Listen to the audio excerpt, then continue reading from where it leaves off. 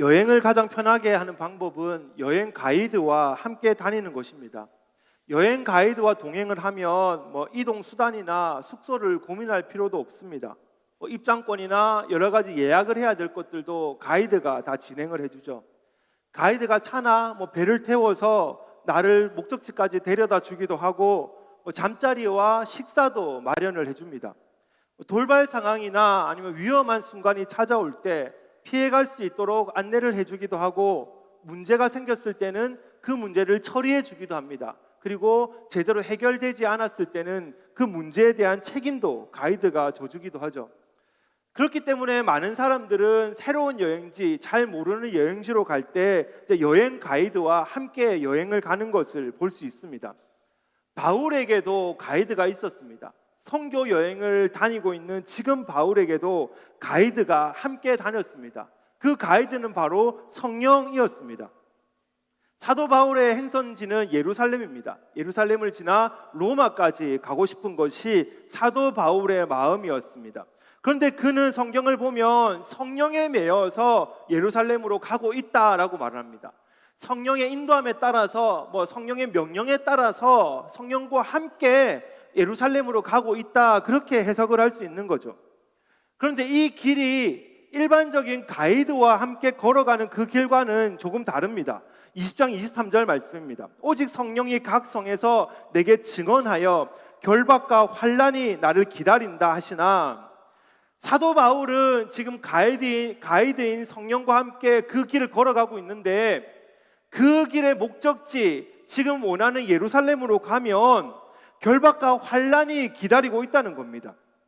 그 길은 감옥의 길, 그 길은 고난의 길이라는 것이죠. 근데 그럼에도 불구하고 지금 사도 바울은 그 길을 가겠다고 합니다. 가이드가 나에게 안전한 길을 제시하는 것이 아니라 고난의 길을 제시하고 있는데, 그 가이드를 따라서 지금 그 길을 걸어가겠다고 하죠.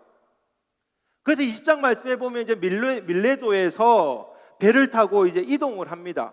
그리고 두로라는 곳에 잠시 머물게 됩니다.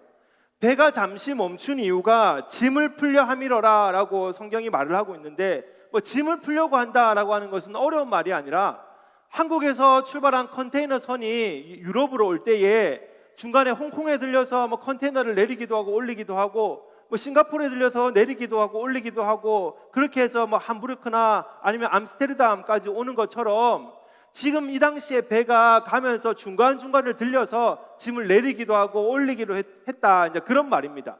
짐을 내리는 시간이 걸리니까 이제 며칠간 두로에 머물고 있는데, 바울의 제자들이 찾아왔습니다. 그 지역에 있던 제자들이 찾아왔죠. 그러고는 이렇게 말을 합니다. 4절 말씀입니다. 그 제자들이 성령의 감동으로 바울더러 예루살렘에 들어가지 말라 하더라. 예루살렘에 가지 말라는 겁니다.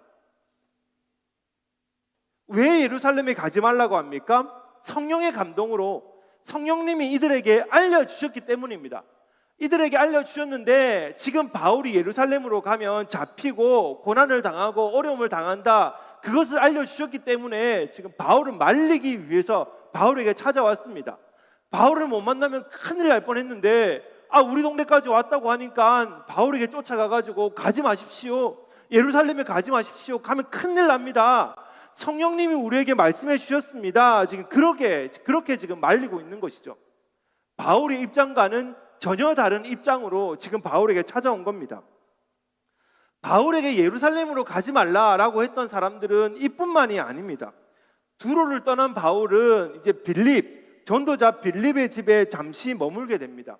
근데 그 빌립의 집에 있을 때 예루살렘으로부터 아가보라고 하는 선지자가 찾아왔습니다.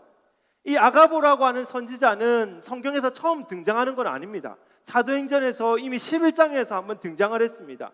그때 11장에서 했던 것이 이제 예언을 했는데, 흉년에 대한 예언이었죠. 그리고 그 흉년에 대한 예언이 정확히 맞아 떨어졌습니다. 11장 28절에 나와 있습니다. 그런데 11장 28절을 보면 그 예언의 근거가 무엇입니까? 성령입니다. 성령께서 알려주셨기 때문에 이 아가보는 예언을 할 수 있었고, 그 예언을 정확히 맞출 수 있었습니다. 그러니까 이 아가보 선지자는 참 선지자입니다. 자기 멋대로 이야기하고 거기에 이득을 취하는 거짓 선지자가 아니라 성령이 알려주신 것을 그대로 전달하는 참된 선지자입니다. 그런데 그 참된 선지자가 예루살렘으로부터 지금 왔습니다. 그리고 하는 게 뭐냐면 이제 아예 눈에 보이는 모습으로 설명을 해주죠. 바울이 가지고 있는 띠를 가지고 와가지고 자기 손과 자기 발에 묶었습니다. 그러고 하는 이야기가, 보십시오, 내가 이렇게 지금 손발이 묶여 있습니다. 그런데 이 띠의 주인이 예루살렘으로 가면 그 사람이 이 꼴이 납니다. 무슨 뜻입니까? 바울이 지금 예루살렘으로 가면 손발이 묶이는 신세가 된다는 겁니다. 아가보는 참된 선지자입니다. 성령이 말씀하신 것을 그대로 전달하는 선지자입니다. 그런데 그 아가보가 성령으로부터 듣고 와서 하는 말이, 바울이 예루살렘으로 가면 손발이 묶이는 신세가 된다, 그것을 전달하고 있는 것이죠. 그러자 주변 사람들이 지금 난리가 났습니다. 눈물을 흘리면서 말립니다. 아니, 가지 마십시오. 예루살렘으로 가면 큰일 난다고 하는데, 예루살렘으로 가면 고난이 기다린다고 하는데 왜 거기를 갑니까? 가지 마십시오, 가지 마십시오. 강하게 지금 말리고 있습니다. 그러나 바울은 어떻게 합니까? 이들의 만류에도 아랑곳하지 않습니다. 망설임조차 없습니다. 그리고 결국 바울은 예루살렘으로 가게 됩니다. 그리고 성령이 말씀하신 대로 그곳에서 잡히게 되죠. 그렇다 보니까 오늘 이 본문은 사실 묵상을 하면 우리에게 큰 혼란을 가져다 줍니다.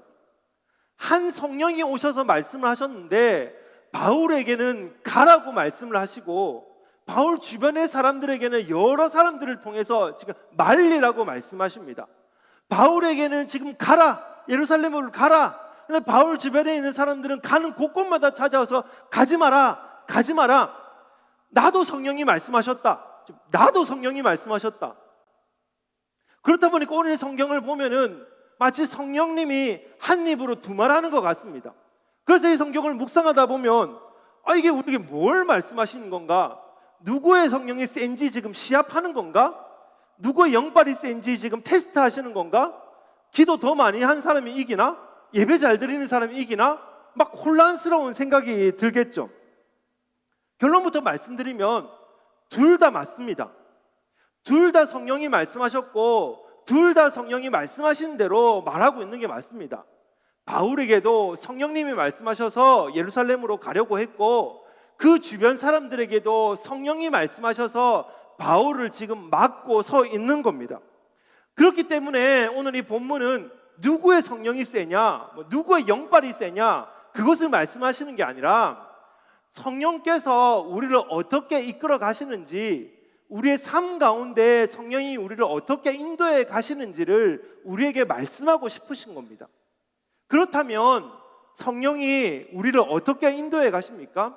우리의 삶 가운데 성령은 우리를 어떠한 방법으로 몰아가십니까? 첫 번째로 생각해 볼 수 있는 건, 성령은 나를 강하게 만드십니다. 저는 여가 시간에 자전거를 타는 것을 좋아합니다. 아인에서 첫 번째 자전거를 타던 날입니다. 아인에 도착한 지 한 2달 정도 되었을 때 이제 자전거가 생겨서 자전거를 타게 되었는데, 오후 늦은 시간이었기 때문에 그냥 가볍게 주변을 한 바퀴 살펴야 되겠다라는 생각으로 아직 날도 풀리지 않아서 비교적 두툼한 옷을 입고 이제 나왔습니다. 페달을 굴리려고 하는데 어디로 가야 되는지를 모르겠더라고요. 그때까지만 해도 주변을 많이 가본 것 쪽은 아니니까 어디로 가야 되는지 몰라서 이제 구글 맵을 켰습니다. 그리고 지도를 보고 있는데 눈에 들어온 곳이 있습니다. 3 컨트리 포인트 드라이 랜더 풍크인가요? 세 개의 이렇게 뭔 말을 하나 생각하실 텐데 제가 영어도 되고 독일어도 했습니다. 네덜란드, 벨기에, 독일이 한꺼번에 모여 있는 것, 쉽게 말해서 그곳입니다. 왔는데 거기에 가면은 세계 깃발이 있고 세계 나라를 한꺼번에 볼 수 있다, 그 얘기를 하면서 가까이 있다, 그 얘기만 하고 아무도 저를 데려다가 주지 않았습니다. 그런데 구글맵을 펴니까 바로 근처에 그곳이 있더라고요. 오늘은 여기다. 그래서 이제 그 구글맵을 이렇게 확인을 하고 이제 자전거를 타고 출발을 했습니다. 내리막길이 막 나오더라고요. 야, 유럽에서의 생활이 이런 거구나. 자전거를 타고 이렇게 내리막길을 달리는 한없이 즐거운 곳이 유럽이구나. 교회 앞 저 큰 길을 지나가서 이제 막 내려가는데 계속 내려가길래, 그래, 유럽은 이런 곳이야. 나에게 내리는 내리막길, 이렇게 신나는 길만 있어. 막 그렇게 생각을 하고 지금 생각해 보면 네덜란드 국경으로 지나서 나노프 바로 지나서였습니다. 좌회전을 하라고 하더라고요. 보니까 조금 오르막길입니다. 그래, 약간 오르막길을 지나면 이제 거기에 있나 보다라고 생각을 하고 이제 오르막길을 들어섰는데 이게 웬일입니까? 자동차가 다니는 구불구불한 길을 계속 올라가는데 야, 이러다가는 하늘에 닿겠다 그 생각이 들더라고요. 뭐 어디까지 올라가야 되는지도 모르고 제가 가본 적도 없으니까 싱가포르는 산도 없는데 산으로 자꾸 올라가니까 도대체 이 산의 높이가 어딘지 어디를 가야 이 세계 포인트가 나오는지 아무것도 모르고 구불구불한 길을 계속 올라만 가는데 말씀드렸죠. 비교적 두툼한 옷을 입고 땀은 땀대로 나고 그 남자의 자존심으로 세울 수도 없고 한없이 올라만 갔습니다. 그리고 그곳에 도착을 했습니다. 감사합니다. 그리고 그렇게 내려와서 제가 그곳을 다시는 올라가지 않았을 것 같지만 사실은 종종 올라갑니다. 그 후로 종종 올라갈 때는 그만큼 힘들지는 않습니다. 어느 정도 가면은 도착을 하는지를 알고 있기 때문에 미리 출발할 때부터 뭐 기하 조절도 하고 어느 정도 가야지 뭐 여기서 조금 덜 오르막길이고 더 오르막길이고 그 생각을 하면서 갈 수 있어서 지금 올라갈 때는 그렇게 힘들지는 않습니다. 처음처럼 그런 분위기는 아닙니다. 성령이 바울에게 가라고 하고 주변인들에게 가지 말라고 하시는 건 이렇게 우리를 강하게 훈련시키시는 방법입니다. 내가 가는 길이 오르막길인 걸 알고 내가 어느 정도 가야 목적지를 나오는지를 알기 때문에 어느 정도 호흡 조절도 하고 어느 정도 기하도 변경해 가면서 올라갈 수 있는 것처럼 그러면은 비교적 어렵지 않게 올라갈 수 있는 것처럼 지금 성령이 계속해서 가면 잡힐 거야, 가면 고난이 있을 거야, 가면 감옥에 갈 거야, 그것을 바울에게 뿐만이 아니라 주변 모두에게 말씀해 주시는 건 바울에게 그 길을 피하라 라고 말씀하시는 것이 아니라 바울을 계속해서 강하게 훈련시키시는 방법이었다는 겁니다. 힘드니까 이제부터 오르막길이니까 마음 단단히 먹어야 돼. 이제부터 고난길이니까 심호흡 크게 하고 기어도 바꾸고 그렇게 생각하면서 그 길을 걸어가야 돼. 그것을 말씀하고 있다는 겁니다. 현대 기독교 선교 역사에 유명한 이야기가 있습니다. 한 1950년대쯤에 있었던 이야기인데 미국의 젊은 선교사 5명이 이제 하나님을 향한 마음이 너무나 뜨거워서 에콰도르 아마존에 있는 한 부족에게 복음을 전하겠다고 다짐을 하고 출발을 했습니다. 책에 보면 뭐 식인 습관도 있는 부족들이었다라고 외부 사람들과 그렇게 단절되어 있는 부족들이었다라고 이야기를 하는데 그렇다 보니까 이 사람들이 쉽게 접근하기는 쉽지 않았을 겁니다. 그래서 이 사람들이 몇 달 동안 아마 경비행기겠죠. 비행기를 타고 그 부족 상공을 돌면서 이렇게 뭐 설탕도 떨어뜨려주고 소금도 떨어뜨려주고 여러 가지 선물들을 막 그렇게 던져주었습니다. 계속 던져주다 보니까 이제쯤 저 사람들의 마음이 열렸겠지 생각을 하고 드디어 착륙을 했습니다. 해변가에 이렇게 서서 그 강가에 내려서 가지고 텐트를 치고 그들이 오기를 기다렸죠. 이들에게 선물도 주고 우리가 그들이다라고 하는 것들을 보여줬으니까 그들이 우리에게 이제 호의적으로 다가올 거다 그 생각을 했을 겁니다. 그러나 그들이 다가온 것은 호의적인 모습이 아니라 전사들의 창이었습니다. 그 자리에서 단 한 사람에게도 복음을 전하지 못하고 그 5명이 순교를 하게 되었습니다. 그러니까 이 젊은 사람들을 향해서 막 비난들이 쏟아집니다. 괜한 짓 했다, 쓸데없는 짓 했다. 그렇게 하고 한 2년이 지나고 난 뒤에 거기에 있던 5명의 순교자 중에 2명의 순교자, 그 중에 짐 엘리엇의 아내와 네이트 세인트의 여동생이 2명에서 마음을 먹고 다시 그 부족을 향해서 복음을 전파하러 갑니다. 그리고 그들에게 헌신을 다해서 복음을 전파해서 결국 그 부족이 그리스도에게로 돌아오는 그 놀라운 역사가 그 가운데 있었습니다. 그런데 한번 생각을 해보십시오. 우리는 결과만 알고 있으니까, 그리고 결과가 너무 아름다우니까 뭐 영화로도 나왔지만 이 2명의 자매들이 아이들을 데리고 그 부족을 향해서 떠날 때 그 마음이 어땠겠습니까? 그 주변의 사람들은 어땠겠습니까? 모두가 예수님을 믿는다고 하고 주님을 전하고 싶은 마음이 그 뜨거웠다고 하는데 그 모두가 그것 가운데에 그래 기쁘게 잘 다녀와라, 다음 주에 만나자, 그런 마음을 가지고 보내고 그런 생각을 가지고 그곳에 갔겠습니까? 온갖 두려움과 공포가 그녀들에게 있었을 것입니다. 보내는 사람들도 최대한 막으려고 애를 썼을 겁니다. 그러나 그녀들이 그렇게 갈 수 있었던 건, 그녀들이 인터뷰를 한 내용들은 있지 않지만 묵상해 보면 성령님이 이들을 강하게 만드셨기 때문입니다. 모르고 가면 차라리 괜찮을 텐데 알고 그 부족에게 갈 수 있게 하셨던 건 미리 준비하게 하셨던 거죠. 더 단단해지고 더 치밀해지고 더 어떻게 해야 될지를 잘 생각하며 나아갈 수 있도록 미리 다 준비시키고 강하게 만드신 그 사건이 5명의 그 순교자들의 삶이었고, 그 2년 동안 그것을 준비해서 결국은 식인 습성이 있는 그 부족들을 변화시키는 놀라운 일이 벌어졌다는 것입니다. 성령은 우리를 더 강하게 세우시는 분입니다. 하나님께서 뜻하시는 바를 우리를 통해 이루어 가실 때 우리가 그 일을 해낼 수 있도록 우리를 더 강하게 준비시키는 분, 그분이 바로 우리 성령님이십니다. 그래서 바울이 빌립보서 4장 13절에서 뭐라고 말씀하십니까? 내게 능력 주시는 자 안에서 내가 모든 것을 할 수 있느니라. 내게 능력 주시는 그 성령님 안에서 내가 모든 것을 할 수 있느니라. 좋아하는 성경 구절 아닙니까? 그래, 나는 모든 것 다 할 수 있어, 화이팅!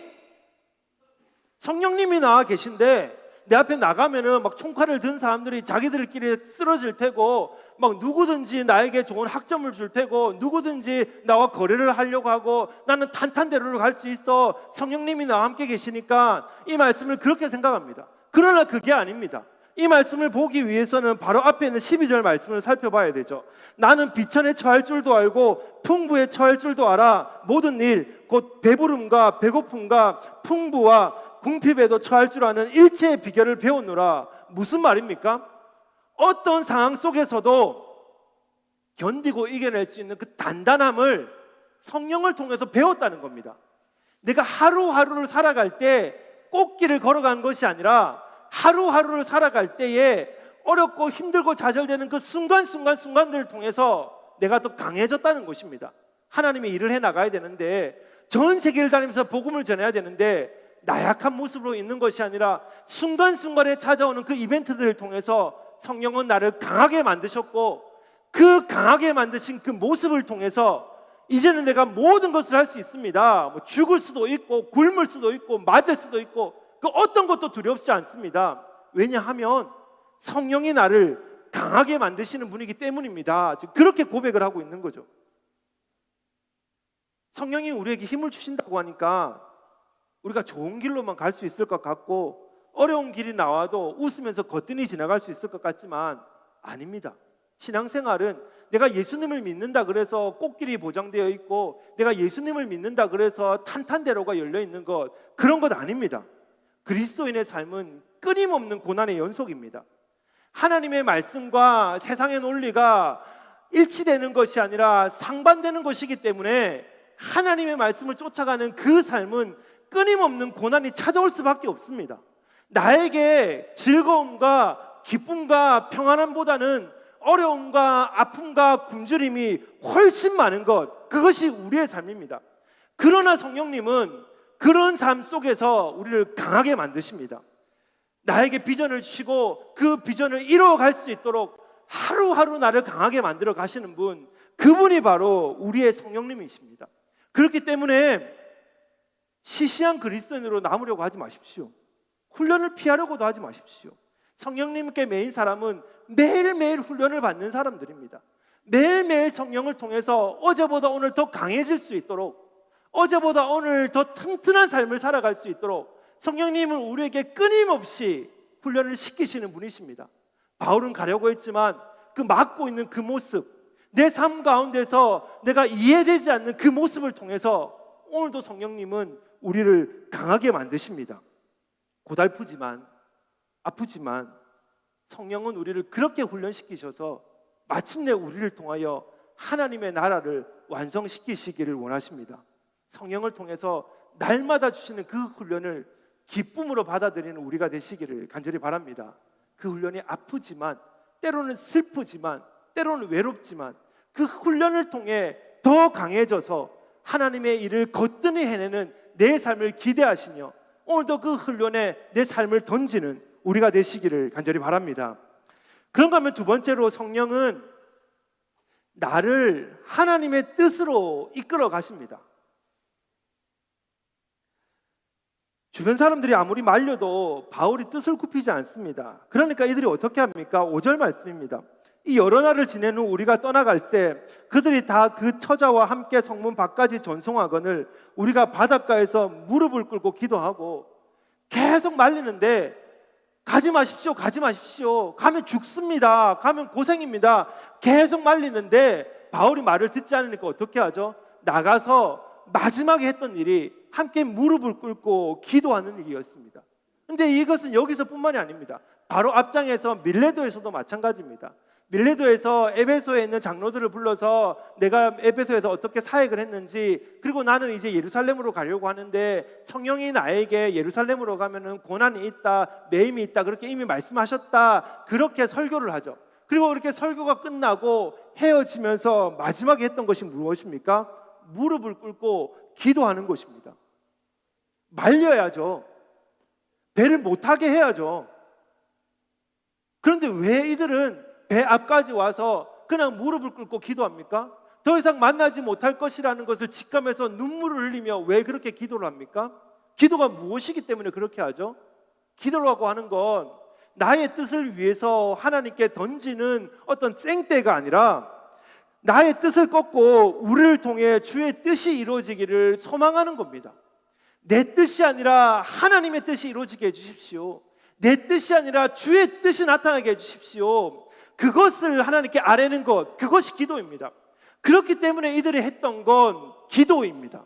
그렇기 때문에 이들이 마지막까지 바울을 말리고 배를 못하게 한 것이 아니라 그 배에 오르는 바울의 뒷모습을 보면서 더 이상 우리가 만나지 못할 수도 있다라고 하는 것들을 직감했음에도 불구하고 이들이 무릎 꿇고 했던 건 기도입니다. 우리의 뜻이 아니라, 나의 뜻이 아니라 주의 뜻이 나타나게 해주십시오. 그래서 빌립의 집에 있던 사람들도 아예 어떻게 얘기를 합니까? 14절 말씀입니다. 그가 고난을 받지 않으므로 우리가 주의 뜻대로 이루어지이다 하고 그쳤노라. 아예 뭐라고 얘기하죠? 주의 뜻대로 이루어지이다. 아무리 얘기를 해도 말을 듣지 않으니까 그래, 주의 뜻대로 이루어지이다. 주님 뜻대로 되게 해주십시오. 주님 뜻대로 되게 해주십시오. 바울이 즐거운 길을 가든 고난의 길을 가든 어떠한 삶을 살던 간에 주의 뜻대로 되게 해주십시오. 이들의 유일한 소원, 마지막까지 가지고 있었던 소원, 그것은 바로 바울의 안전, 우리의 안전이 아니라 주님의 뜻이었습니다. 나의 행복도, 나의 즐거움도, 나의 유익도 아니라 온전히 주의 뜻이 나타나는 것, 우리 공동체를 통해서, 내 삶을 통해서 주의 뜻이 나타나는 것, 그것이 바로 이들의 유일한 소원이자 이들의 유일한 기도의 제목이었다는 것입니다.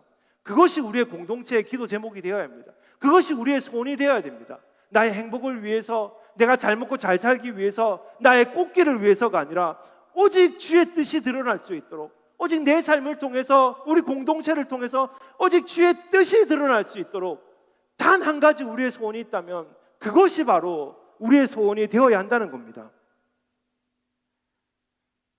주의 뜻 이야기를 하니까 주의 뜻과 관련된 재미있는 이야기를 제가 본 적이 있습니다. 예수님의 기도학교라는 책을 통해서 그 책에서도 이제 다른 책을 인용한 내용을 본 적이 있는데, 그 글을 쓴 분의 룸메이트가 자기가 좋아하는 여학생에게 이제 그 고백을 했습니다. 그리고 이제 며칠을 기다렸겠죠. 그 여학생에게 연락이 와서 같이 좀 길을 걷자라고 해서 이제 나갔습니다. 한참을 길을 걸었습니다. 빨리 대답을 해줘야지. 남자들에게 한참 길을 걷자라고 하면 이렇게 남자들은 그래 긍정인가 보다 이제 그렇게 생각을 할 수도 있고 괜히 마음에 두근거림을 줄 수도 있고, 긴 시간 산책을 하다가 이 자매가 이제 입을 열었습니다. 자매가 했던 말이 뭐냐면, 당신에 대해 엄청나게 기도를 해봤는데요, 안 된대요. 안 된다고 하셨어요. 안 된다고요? 누가요? 성령님이요. 이 남자는 한 사람에게 고백을 하고 두 분에게 차였습니다. 많은 신학생들이 좋아하는 자매가 생기면 어김없이 날리는 멘트가 있습니다. 제가 그랬다는 건 아니고요. 저희 아내도 신학생이었기 때문에 이런 멘트를 날려봤자 이렇게 넘어올 사람도 아니고, 그 멘트가 뭐냐면 하나님이 기도의 응답으로 자매님을 저에게 주셨습니다 라고 하는 멘트입니다. 무슨 뜻입니까? 기도하고 있는데 하나님이 저 여자다, 저 남자다 그렇게 말씀하셨다는 겁니다. 뻥입니다. 전문 용어로 구라라고 합니다. 결혼하신 분들 집에 가시면서 아내 남편에게 물어보십시오. 혹시 기도해서 내 얼굴이 보였냐? 내 이름 석자 하나님이 알려주셨냐? 그렇다라고 하면 배우자를 위해 기도하셔야 됩니다. 이단으로 빠지지 않게 해달라고. 그런 것 없습니다. 주의 뜻은 그렇지 않습니다. 주의 뜻이라고 하는 게 두 가지로 우리는 살펴볼 수 있습니다. 첫 번째로는 드러난 것, 그리고 두 번째는 감추어진 겁니다. 드러난 뜻이라고 하는 건 성경을 통해서 알 수 있는 뜻을 얘기하죠. 가장 대표적인 것이 예수님을 믿는 것으로 우리는 구원을 받는다라고 하는 것, 명확하게 알 수 있는 겁니다. 누가 봐도 이것은 드러난 하나님의 뜻입니다. 그리고 두 번째는 감추어진 뜻인데, 미래나 현재에 벌어지고 있는 이 일들에 대한 하나님의 뜻입니다. 나에게 왜 이런 일이 일어나지? 내 배우자는 누구이지? 나는 졸업하고 어디에 취업을 해야 되지? 이 사업에 뛰어들어도 될까? 나는 어떻게 살아가야 될까? 이런 질문들입니다. 그런데 이런 질문들에 대한 대답은 사실 명확하게 들어본 사람이 아무도 없습니다. 저도 마찬가지고 우리 모두가 마찬가지입니다. 이런 질문들은 하나님께서 미리 정해놓으셨다고, 그 답을 알고 계신다고 우리는 믿고 있지만, 하나님은 우리에게 그 답을 주시지 않습니다. 기도하고 있는데 야 동쪽으로 가라, 기도하고 있는데 야 그 여자에게 가서 대시해라, 기도하고 있는데 야 어느 교회로 가라, 우리에게 그런 거 말씀해 주시지 않습니다. 당시에는 모릅니다.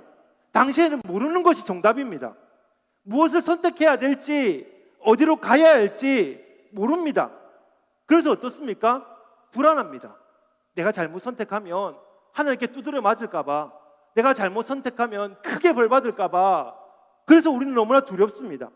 그러므로 우리가 해야 되는 일이 무엇입니까? 이런 잘 모르는 하나님의 뜻, 드러나지 않은 감추어진 하나님의 뜻을 깨닫기 위해서 우리가 해야 되는 것이 무엇입니까? 그것은 바로 기도입니다. 오늘 이 바울을 말렸던 사람들이 마지막까지 말리고 마지막에 했었던 최후의 방법이 기도인 것처럼, 하나님의 뜻을 내가 알지 못한다, 그러면 우리가 해야 되는 건 엎드려 기도하는 일입니다. 하나님의 뜻대로 이루어지게 해달라고 기도하는 것이죠. 하나님, 내가 하나님의 뜻을 도저히 모르겠습니다. 하나님이 가라고 해서 내가 아인에 와 있는 것 같은데 왜 내가 아인에 있고 여기서 내가 무엇을 해야 되는지를 나는 도저히 모르겠습니다. 기도하는 것입니다. 하나님, 내가 하나님의 뜻대로 살 수 있게 내 마음대로 내 인생을 조절하며 나아가는 것이 아니라 하나님의 뜻대로 내가 살 수 있도록 주님 나를 붙잡아 주십시오. 기도하는 것입니다. 그 길이 고난의 길이든 그 길이 꽃길이든 결과를 주님께 맡기고 기도하는 겁니다. 그렇게 기도했으면 일어나서 달려나가야죠. 함께 기도하고 바울이 했던 게 뭡니까? 기도해보니까 아니구나, 내가 정신을 차려서 예루살렘이 아니라 다른 데로 가야 되겠다. 그게 아니라 바울은 거침없이 달려갔습니다. 죽는지 알지만, 매이는지 알지만 거침없이 달려갔습니다. 기도하고 성령이 이끌어 주신다라는 그 믿음 아래서 거침없이 달려갔습니다. 그것이 성령의 인도를 받는 사람의 모습입니다. 암만 기도를 해도 배우자 이름 말해주지 않습니다. 암만 기도해도 이 사업에 뛰어들어야 될지 말아야 될지 말해주지 않습니다. 내가 얼마만큼 공부를 해야 이번 시험에 패스할지 말해주지 않습니다. 최선을 다해서 기도하고 최선을 다해서 살아가는 것, 그것을 통해서 성령님은 하나님의 뜻을 이루어 가도록 우리에게 말씀해 주신다는 겁니다. 선명하게 알지 못해도 하나님께서 우리에게 뭔가 답을 주시지 않아도 기도하고 일어나서 달려나가는 것, 그것이 성령이 우리에게 말씀하시는 겁니다. 문제는 있는데 답을 모르시겠습니까? 기도하십시오. 이렇게 고난스러운 오늘 하루를 마치고 내일 아침에 또 이런 고난스러운 상태로 내가 일어날 것 같은데 내일 내가 무엇을 해야 되겠는지 도저히 모르겠다고 생각이 드십니까? 기도하십시오. 내가 여기서 학업이 끝나면 어디로 가야 될지, 누구를 만나야 될지 아무것도 모르겠습니까? 기도하십시오. 그리고 기도하셨다면 일어나서 거침없이 달려나가 가십시오. 그것이 바로 성령의 매인 사람의 모습입니다. 성령은 우리에게 하나님의 뜻을 알려주시는데 무슨 이름을 던져주시고 날짜를 던져주시는 것이 아니라 기도하게 하시고 우리가 기도했으면 하나님의 뜻대로 살아갈 수 있도록 우리를 이끌어 가십니다. 그게 성령의 역사입니다. 무엇인지 모르겠고 어떻게 해야 되는지 모르겠으면 발만 굴리고 있는 것이 아니라 눈물만 흘리고 있는 것이 아니라 오늘 성경에 나와 있는 것처럼 엎드려 무릎을 꿇고 기도하십시오. 그것이 바로 성령에 매여 살아가는 사람의 모습입니다. 언제 어디서나 성령에 매여서 성령과 함께 살아가는 복된 우리 인생 되시기를 간절히 바랍니다.